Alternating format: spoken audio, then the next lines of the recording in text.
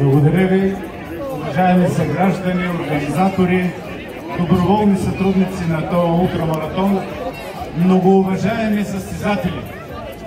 Поклон пред вашия дух, пред вашата физическа подготовка, само да решите да прибягате тези километри. Това са 160 км, разстояние, което би затруднило даже автомобил, да не говорим за колоездачите. Разстоянието от 110 км също е достойно за уважение. Искрено ви желая като кмет на общината и от името на всички мои съграждани от община Асеновград здрави да финиширате, успешно да финиширате, да не срещате определен дивич по пътеките.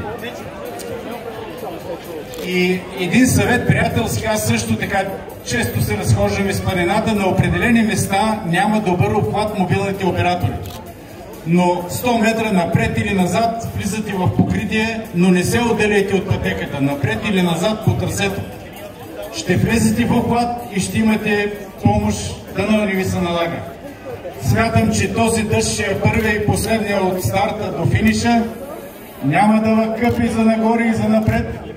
С най-добри чувства ви пожелавам успешно финиш, успешен и всичко най-добро за вас. Нека вашите близки да бъдат спокойни, това зависи от вас. Ако се така представите добре, здрави финиширате и те ще са доволни. Всички ние ще се радваме да ви посрещнем на финиша. Успех на всички!